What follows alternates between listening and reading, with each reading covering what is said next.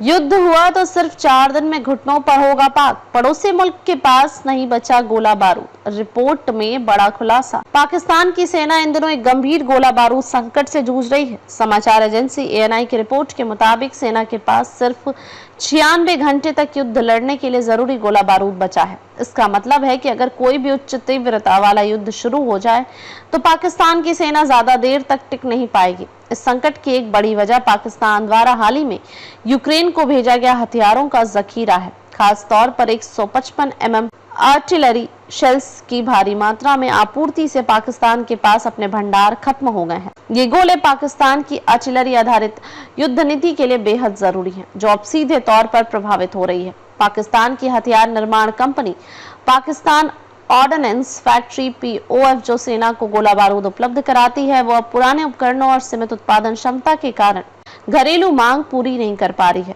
POF का दावा है कि उसकी प्राथमिकता घरेलू जरूरतें हैं, लेकिन वर्तमान हालात में वो असफल रही हैं। एएनआई की रिपोर्ट के अनुसार 2 मई को हुई कोर कमांडर्स की विशेष बैठक में इस गंभीर स्थिति पर चर्चा हुई। सेना के वरिष्ठ अधिकारी इस हालात को लेकर बेहद चिंतित हैं और कई हद तक असहज महसूस कर रहे हैं। पूर्व सेना प्रमुख जनरल कमर जावेद बाजवा पहले ही पाकिस्तान की सीमित युद्ध क्षमता को लेकर चेतावनी दे चुके थे। उन्होंने आर्थिक और लॉजिस्टिक समस्याओं को प्रमुख वजह बताया था। पाकिस्तान की वर्तमान आर्थिक स्थिति, जिसमें महंगाई चरम पर है, कर्ज लगातार बढ़ रहा है और विदेशी मुद्रा भंडार गिर रहा है, इसने हालात और भी बिगाड़ दिए हैं।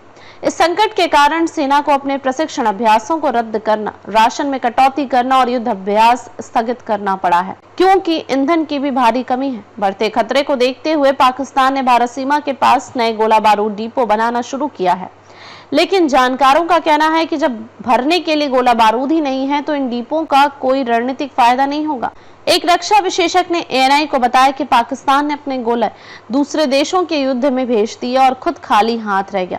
यह एक आर्थिक लाभ के लिए उठाया गया कदम था, जिसने दीर्घकालिक रणनीतिक नुकसान पहुंचाया है। यह रिपोर्ट ऐसे समय में सामने आई है जब भारत और पाकिस्तान के बीच तनाव चरम पर है, खास तौर पर 22 अप्रैल को पहलगांव में हुए आतंकी हमले के बाद, जिसमें 26 लोग मारे गए थे, जिनमें ज्यादातर पर्यटक थे। इस हमले के बाद भारत ने पाकिस्तान के खिलाफ कई सख्त कदम उठाए हैं। इसमें सिंधु जल संधि को निलंबित करना, अटारी इंटीग्रेटेड चेक पोस्ट को बंद करना और दोनों देशों के हाई कमीशन स्टाफ की संख्या कम करना शामिल है। भारत सरकार ने सभी पाकिस्तानी नागरिकों को दिए गए वीजा रद्द कर दिए हैं और उन्हें 30 अप्रैल तक भारत छोड़ने का आदेश दिया था। साथ ही पाकिस्तान एयरलाइंस की उड़ानों के लिए भारत का हवाई क्षेत्र भी बंद कर दिया गया है।